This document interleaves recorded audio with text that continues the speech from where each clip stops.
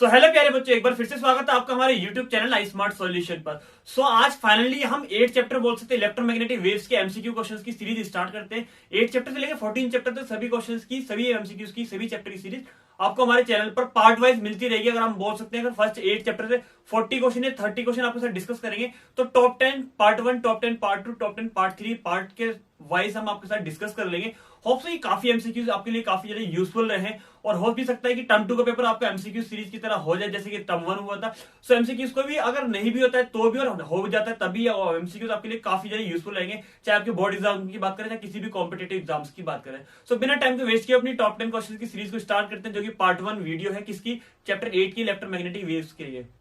Top 10 question की series का question number first देखते हैं, जो कि आपको अच्छे से डिस्प्ले भी हो गया होगा। जो हमारे पास चैप्टर 8 है इलेक्ट्रोमैग्नेटिक वेव्स, जिसका आपने थोड़ी बहुत थ्योरी तो बोल सकते हो, ऑब्वियसली बातें पढ़ ली होगी, टर्म 1 को फिनिश हुआ काफी टाइम भी हो गया है। देखते हैं हमारे पास जो इंपॉर्टेंट सीरीज का पहला क्वेश्चन जो हमारे पास डिस्प्ले हो रहा है ये किस तरीके से होने वाला है। क्वेश्चन के सभी ऑप्शन भी आपको अच्छे से डिस्प्ले हो गए। क्वेश्चन में बोला था कंडक्शन करंट, जो भी हमारे पास कंडक्शन करंट है आईसी हमने पढ़ा है। यहाँ पर मैं आपको बता दूं डिस्प्लेसमेंट करंट आईसी ऊपर काफी ज्यादा पढ़े हुए हैं, यहाँ पर इस चैप्टर में है। Conduction current is the same as the displacement current when source is, conduction current और हमारे पास इंडक्शन कंडक्शन करंट और आईसी और आईडी डिस्प्लेसमेंट करंट दोनों आपस में इक्वल होते हैं, सेम होते हैं कब, जब हमारे पास एसी और डीसी दोनों ही केसेस में हो सकते हैं। तो दोनों में से कोई भी है, एसी हो या डीसी होगा, ऐसे वो नहीं कि एसी होगा तभी होगा।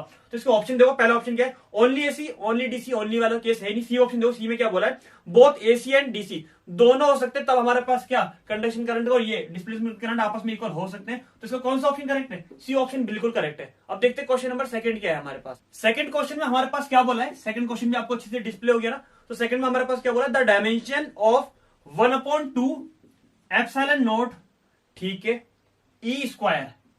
वेयर मैं आपको पहले ही बता दूं, हमने ना टर्म 1 में चैप्टर किया हुआ है काफी ज्यादा, एप्सिलॉन नॉट ई नॉट वाला चैप्टर 3 में हमने या फिर 2 में कॉन्सेप्ट किया होगा। वहां पर बोला है एप्सिलॉन नॉट के, हमें पता ही है परमिटिविटी ऑफ फ्री स्पेस है, ई क्या है हमारे पास इलेक्ट्रिक फील्ड है। तो हमारे पास ये चीज मेंशन भी करेगी, ये पूछेंगे डायमेंशन क्या होने वाली है। सबसे पहले ये हमें रिमाइंड करना पड़ेगा फॉर्मूला था किसका, ये फॉर्मूला था हमारे पास एनर्जी डेंसिटी का। किसका था, एनर्जी डेंसिटी, एनर्जी डेंसिटी का, ठीक है। लेकिन एनर्जी डेंसिटी का ड्राइव तो हमने ये किया था, लेकिन वहां पर था क्या एग्जैक्ट में, ईडी लिख देते हैं एनर्जी डेंसिटी को। फॉर्मूला था वहां पर हमारे पास एनर्जी अपॉन वॉल्यूम, यही तो था। और एनर्जी डेंसिटी की हमें क्या फाइंड करनी है, डायमेंशन फाइंड करनी, जो कि इसके इक्वल है। बात एक ही है, एनर्जी की डायमेंशन क्या होती है, ml2t-2। वॉल्यूम की क्या होती है, L3। L2 से L3 कट जाएगा, 1L रिमेन आएगा, जो कि ऊपर आकर माइनस के हो जाएगा, पावर माइनस का 2 सेम है ही। तो ऐसा कोई ऑप्शन है हमारे पास, ऑप्शन चेक करते हैं हमारा ऑप्शन क्या क्या है। यस देखो, इसका ऑप्शन सी देखो बिल्कुल मैच हो रहा है। सो इसका ऑप्शन कौन सा करेक्ट है, सी करेक्ट है। अब देखते हैं थर्ड क्वेश्चन क्या है। थर्ड क्वेश्चन हमारे पास क्या गिवन है, द रिलेशन बिटवीन ई और बी। ई और बी के बीच में रिलेशन हमें बताना है। ये भी हमने टर्म 1 में बहुत अच्छे से पढ़ा है। ई अपॉन बी इक्वल में वी था। वी यहाँ पर हम अगर बात कर रहे हैं इलेक्ट्रोमैग्नेटिक वेव्स की, तो यहाँ पे स्पीड ऑफ लाइट ले लेते हैं, E upon B equal to C. बात एक ही, दोनों की यूनिट हमारे पास LT-1 हमारे पास डायमेंशन होती है, मीटर पर सेकंड इसकी यूनिट होती है। सो यहाँ पर उन्होंने बोला है डायमेंशन से रिलेटेड एक हमें रिलेशन क्रिएट करना है। कर सकते हैं, स्पीड ऑफ लाइट मीटर पर सेकंड LT-1, ई से लिखेंगे, divide change into multiply LT-1, ये इसकी डायमेंशन वाला कॉन्सेप्ट भी मैंने यहाँ पे लिख दिया। ऐसा कोई ऑप्शन है हमारे पास। यस देखो, ऑप्शन देखो आराम से, आप ऑप्शन मैच करेंगे। मुझे पता लग रहा है कि यहाँ पर देखो सी ऑप्शन, जो कि बिल्कुल मैच हो रहा है। इसका ऑप्शन बिल्कुल सी करेक्ट है। अब देखते हैं हमारे पास क्वेश्चन नंबर 4 क्या है। क्वेश्चन नंबर 4 में हमारे पास एक छोटा सा रिलेशन बोला गया है, जो क्वेश्चन में बोला है the relation between epsilon not and mu naught is. क्या रिलेशन होता है, सबसे पहले मैं रिलेशन की बात कर लूं। ये हमारे पास रिलेशन होता है एप्सिलॉन नॉट म्यू नॉट, ये था। Square change into square root में आ जाएगा। क्वेश्चन में पूछा क्या है, म्यू नॉट की आपको वैल्यू बतानी है। चारों ऑप्शन दिख रहे हैं आपको म्यू नॉट के इक्वल में आ रहे हैं। म्यू नॉट इधर आएगा, ठीक है, आ जाएगा, कोई परेशानी नहीं है। सी स्क्वायर यहां आ जाएगा, ठीक है। अब उन्होंने पूछा है कि इसका रिलेशन जो है डायमेंशन की फॉर्म में बताना है, सेम वैसे ही क्वेश्चन एस हमारे पास 3 की तरह। तो म्यू नॉट को तो ऐसे ही लिखना है, कोई डायमेंशन नहीं लिखनी है। एप्सिलॉन नॉट की पावर ऊपर आकर -1 हो जाएगी, ठीक है, -1 हो गई। सी हमारे पास क्या होता है, LT-1, ऊपर आकर LT-1 तो है, लेकिन है कितनी बार, सी स्क्वायर है। मैं नीचे 2 लिख दिया, वाह भाई वाह, सी स्क्वायर, यहां पर स्क्वायर लिखेंगे। अब क्या आएगा हमारे पास, एप्सिलॉन नॉट की पावर -1 आएगा, एक तो ये कॉन्सेप्ट आएगा, L की पावर 2 आएगी, एक T की पावर -2 आएगी। देखो ऐसा ऑप्शन है, आप ऑप्शन मैच करेंगे, ऐसा ऑप्शन है या नहीं है यहाँ पर। ये देखो ऐसा ऑप्शन है हमारे पास, डी ऑप्शन चेक करो, ये दो डी बिल्कुल करेक्ट है ना। इसका क्वेश्चन नंबर 4 का डी ऑप्शन बिल्कुल करेक्ट है। आप देखते हैं क्वेश्चन नंबर 5 क्या है। क्वेश्चन नंबर 5 में हमारे पास क्या बोला है, क्वेश्चन नंबर 5 भी काफी ज्यादा इंटरेस्टिंग है। बोला है electromagnetic waves are transverse in nature is evident by. मतलब किसके ट्रांसवर्स मतलब इविडेंट करते हैं हम देखें यहाँ पे ऑप्शन देखो क्या क्या दिए, पोलराइजेशन दिया है, इंटरफेरेंस दिया है, रिफ्लेक्शन दिया और डिफ्लेक्शन दिया है। पोलराइजेशन में आपको बता दूं हमारे सिलेबस से डिलीटेड सिलेबस में है, चैप्टर 10 में आएगा, लेकिन पोलराइजेशन करता है क्या मैं आपको बताऊं। पोलराइजेशन हमारे पास यही स्टैब्लिश करता है the wave nature of electromagnetic wave. तो यहाँ पर इन्होंने यही कॉन्सेप्ट पूछ लिया, इलेक्ट्रोमैग्नेटिक वेव्स का ट्रांसवर्स कौन करता है in nature is evident by polarization. तो पोलराइजेशन की डेफिनेशन यही है, शायद आपने नहीं पढ़ी होगी क्योंकि डिलीटेड सिलेबस में वन इंटरफेरेंस, डिफ्लेक्शन और बोल सकते हैं रिफ्लेक्शन, काफी इंपॉर्टेंट कॉन्सेप्ट है। रिफ्लेक्शन भी डिलीट है इस बार तो, लेकिन इंटरफेरेंस डिफ्लेक्शन काफी इंपॉर्टेंट कॉन्सेप्ट है। दोनों बहुत अच्छे से प्रिपेयर करना चैप्टर 10 के, इनके एमसीक्यू जब कराएंगे उन पर बहुत अच्छे से फोकस करना। तो क्वेश्चन नंबर 5 का हमारे पास फर्स्ट ऑप्शन करेक्ट है। अब देखते हैं क्वेश्चन नंबर 6 क्या है। क्वेश्चन नंबर 6 में हमारे पास क्या गिवन है, क्वेश्चन नंबर 6 देखो, 6 में यहाँ पर क्या बोला गया है, during the propagation of electromagnetic waves in a medium, किसी भी मीडियम में इलेक्ट्रोमैग्नेटिक वेव का अगर कोई भी प्रोपोगेशन होता है उसमें क्या होता है, हमारे पास एनर्जी, इलेक्ट्रोमैग्नेटिक एनर्जी जो डेंसिटी होती है ना वो मैग्नेटिक डेंसिटी के इक्वल होती है। इलेक्ट्रोमैग्नेटिक, इसका हमारे पास ऑप्शन भी दिए, देखो पहले ऑप्शन दिया है electric energy density is double, double नहीं होती, इक्वल होती है। हमारे पास हाफ का सेकंड ऑप्शन है, सी ऑप्शन देखो electric energy density is equal to the magnetic energy density, दोनों आपस में इक्वल होती है। ध्यान रखना है बहुत अच्छे से, किसके प्रोपोगेशन के दौरान होती है, इलेक्ट्रोमैग्नेटिक वेव्स के, किसी भी मीडियम में। क्वेश्चन नंबर 6 का हमारे पास फोर्थ ऑप्शन क्या, फोर्थ में जीरो दिया, जीरो नहीं, हमारे पास सी ऑप्शन ही बिल्कुल करेक्ट है ना। अब देखते हैं हमारे पास क्वेश्चन नंबर 7 क्या है। क्वेश्चन नंबर 7 देखते हैं, 7 में हमारे पास क्या बोला है। तो 7 क्वेश्चन भी काफी ज्यादा इंपॉर्टेंट क्वेश्चन है, ध्यान रखना है आपको, अच्छे से प्रिपेयर करना है ये वाला concept. Which of the following are not electromagnetic waves, कौन से चार ऑप्शन में इलेक्ट्रोमैग्नेटिक वेव्स नहीं है। फर्स्ट ऑप्शन क्या दिया है, कॉस्मिक रेज, बी ऑप्शन हमारे पास गामा रेज, सी ऑप्शन है बीटा रेज और डी ऑप्शन है एक्स रेज। तो देखो क्लियरली पता चल रहा है कॉस्मिक रेज और एक्स रेज का कॉन्सेप्ट, यानी कि ए और डी को तो आप बिल्कुल ही हटाई दो, यहां से दोनों कॉन्सेप्ट हटाई दो। सी और डी आप ऑप्शन देखते हैं, बी और सी, बी और सी में हमारे पास क्या क्या दिए, देखो बी ऑप्शन में दिया गामा रेज, अच्छा इसमें भी होता है, लेकिन बीटा दिया है सी ऑप्शन। बीटा क्यों नहीं है, बीटा रेज मैं आपको बता दूं, यहाँ पे देखो गामा दिया है बी में और सी में दिया है हमारे पास, सी में दिया है बीटा रेज। बीटा रेज वाला ऑप्शन क्यों नहीं है, पहले यहां पर अच्छे सुनिए। Beta rays consist of electron which is not electromagnetic in nature. Obvious सी बात है, हमारे पास इलेक्ट्रॉन्स कंसिस्ट करते, तो ये तो हमारे पास मैग्नेटिक वेव्स होने वाला नहीं है नेचर में, लेकिन गामा रेज का कॉन्सेप्ट बिल्कुल ठीक है, यानी कि इसका बी ऑप्शन बिल्कुल करेक्ट होगा।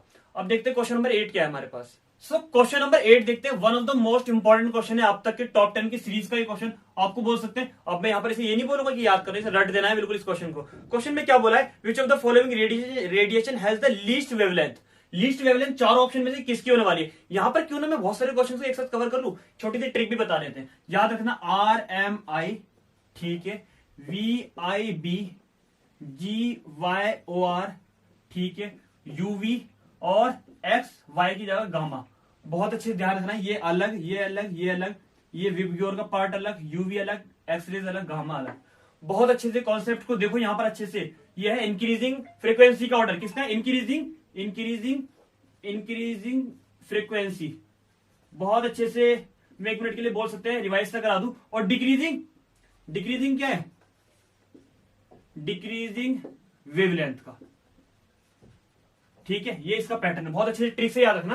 क्वेश्चन में यहां पर बोला गया है विच of the following radiation has the least wavelength, wavelength का लीस्ट, डिक्रीजिंग आगे जा रहा है, घटता जा रहा है, घटता, सबसे कम क्या होगा, गामा पे होगा। ऑप्शन पहले क्या है, गामा, सेकंड क्या है, बीटा, अल्फा या फिर एक्स रेज। तो ऑब्वियस सी बात है इसका फर्स्ट ऑप्शन बिल्कुल करेक्ट है, उन्होंने लीस्ट पूछा है तो गामा रेज हमारे पास ऑप्शन होगा। इनकी फुल फॉर्म आपको पता ही होगी, ये हमारे पास क्या, रेडियो होती है, ये माइक्रोवेव, ये इंफ्रारेड होती है, ये सब विजिबल होती है, ये यूवी रेज होती है, एक्स रेज होती है, गामा रेज होती है। कॉन्सेप्ट आपने याद भी किया होगा, इस ऑर्डर को ध्यान रखना, ट्रिक को काफी ज्यादा यूजफुल रहेगी। अब देखते हैं हमारे पास क्वेश्चन नंबर 9 क्या है। क्वेश्चन नंबर 9 देखते हैं, 9 में हमारे पास क्या दिया है, 9 भी काफी अच्छा क्वेश्चन है, इंपॉर्टेंट है। 9 में बोला गया infrared radiation are produced by, infrared radiation किसके हेल्प से मतलब प्रोड्यूस की जाती है, मतलब यहाँ पे ऑप्शन देखो, सबसे पहला ऑप्शन क्या है, स्पेक्ट्रोमीटर।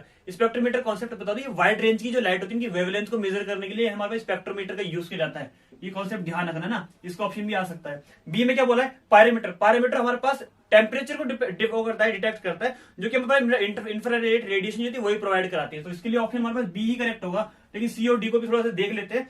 नैनोमीटर बोल सकते हैं, मिनिमम बोल सकते हैं, लेस डिस्टेंस को, छोटी छोटी डिस्टेंस को यूज मेजर करने के लिए इसका यूज किया जाता है। डी हमारे पास क्या दिया है, डी में बोला हमारा फोटोमीटर। फोटोमीटर हमारे पास क्या होता है, इलेक्ट्रोमैग्नेटिक वेव्स की उसकी रेंज को बोल सकते हैं, जो हाईएस्ट रेंज होती है उसे मेजर करने के लिए इसका यूज किया जाता है फोटोमीटर का। अब देखते हैं हमारे इंपॉर्टेंट के सीरीज का question number 10 and last question क्या है। क्वेश्चन नंबर 10 एक और क्वेश्चन नंबर बिल्कुल 8 की तरह आगे, काफी इंपॉर्टेंट क्वेश्चन है, वो वेवलेंथ के ऊपर था, ये हमारे पास फ्रीक्वेंसी के ऊपर है। क्वेश्चन में बोला arrange the following electromagnetic radiation per quantum in the order of increasing energy, increasing energy के ऑर्डर में से बोल सकते हैं अरेंज करना है, ऑप्शन आपके पास देखो क्या किस किस को अरेंज करना है, ब्लू लाइट को, येलो लाइट को, एक्सरेज को, रेडियो वेव्स को। ऑप्शन आपके पास सभी अच्छे से डिस्प्ले हो रहे हैं। मैंने आपको ट्रिक क्या बताई थी 10th क्वेश्चन के लिए, वो जो भी बताया कि RMI, ठीक है, फिर लिखेंगे आप वेव की और वो भी उल्टा VIBGYOR, फिर लिखेंगे UV और एक्सरेज और गामा रेज, सबको अलग अलग ध्यान रखना है। ये विजिबल वाला कॉन्सेप्ट है, ये हमारे पास इंफ्रारेड, ये माइक्रोवेव और ये हमारे पास रेडियो वेव वाला कॉन्सेप्ट है। तो इंक्रीजिंग ऑर्डर सबसे पहले हमारे पास क्या आ रहा है, ये इंक्रीजिंग ऑर्डर ऑफ फ्रीक्वेंसी होता है, यही इंक्रीजिंग ऑर्डर ऑफ आपका एनर्जी होगा, इंक्रीजिंग एनर्जी वाला कॉन्सेप्ट जो इन्होंने पूछा है। तो सबसे पहले हमारे पास क्या होगा, सबसे पहले हमारे पास आएगा रेडियो वेव, जो कि इसका डी ऑप्शन है, यानी कि पहले डी आएगा। फिर क्या आएगा, डी के बाद हमारे पास आएगा येलो वेव्स, ये रहा येलो, ठीक है।